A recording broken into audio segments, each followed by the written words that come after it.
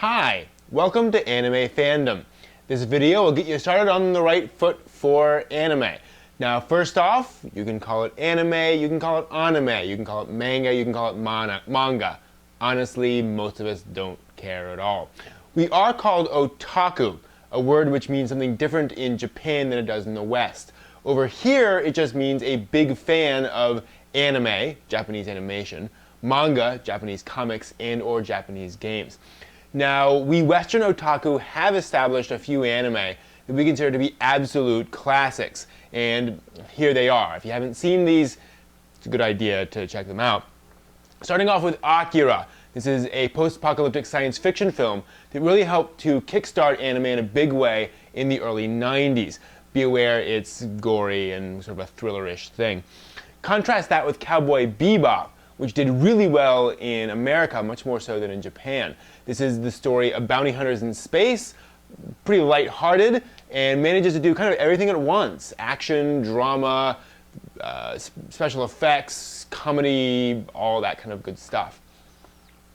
Also a very good movie.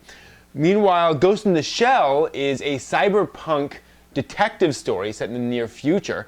This is a more serious kind of anime. There have been several different adaptations, actually, of the original manga. So there's several TV series and several movies. You can kind of pick and choose which different adaptation you like, and you get something more serious and adult and grown up.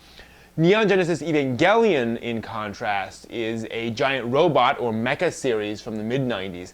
This was very popular on both sides of the Pacific, and it takes some sort of weird aesthetic approach to that whole genre, and is definitely just very distinctive and different. There was originally a TV series, several movie spin-offs, and now we're in the middle of a big-budget 4-movie remake of Evangelion. Contrast that with Robotech, which is actually 3 different classic giant robot series from the 80s, all smashed together into one show and broadcast over here in the West in the early and mid-80s. And this helped to begin anime fandom in really a significant way back in the 80s before Akira pushed it forward in the 90s. And there's lots of great, really classic material in Robotech. Compare that with Trigun, which is a sci-fi western. I know I'm bouncing all over the place. This is just what it's like. And Trigun is an action comedy set in sort of this Wild West science fiction universe that manages to get more dramatic as the story goes on. Did very well in the West, kind of not so much over back in Japan. Who knows? You'll also want to check out anything by Hayao Miyazaki, a legendary anime film director. And most of his works are family-friendly, but also have just stuff to think about in them.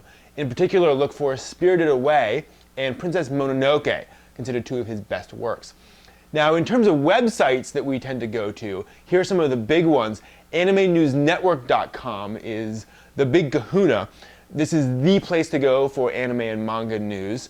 It also has an excellent encyclopedia, which is completely hyperlinked. So you can click on the name of a director or animator or voice actor and see all the work they've ever done. And then also has a very active forum if you want to get involved in that side of things. Now, a similar site in terms of encyclopedia is myanimelist.net. This is a huge encyclopedia of anime that also lets you keep track of the anime you've seen or are watching or plan to watch. So used by a lot of otaku to keep track of their anime that way. In terms of buying anime, the best prices are almost always at Amazon.com and RightStuff.com. RightStuff's awesome because it is run by wonderful actual anime fans, and they often have great prices on anime. And they'll do special blowout sales and things like that. You can get anime really cheap. Which brings me to my next point. The anime industry in both America and Japan is in crisis right now. Anime fans simply aren't buying anime. And as a result, because they're just basically watching it illegally streaming online or downloading. Those are called fan subs. And as a result, some anime studios have had to shut down and several creators have left simply because there's no money to pay the bills.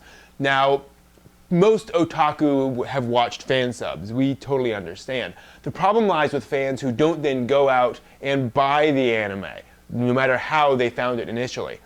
So it is very important to buy your anime and to support it. Unfortunately, by the way, merchandise sales, buying keychains and stuff, gets very little money back to the original creators. So please, please buy your anime. Now, if you do want to watch anime online, you are in luck. Over the past few years, the anime companies have started launching legal online streams of anime. Streamsuki.com, fair disclosure, a site I developed, lists a whole bunch of these legal anime streams. So if you go to any of the anime on there, you know those are legitimate streams. Although there's still very little money in that. So still, you know, please buy anime. So that's it. Those are the basics of anime fandom. Welcome. Hope you have a lot of fun.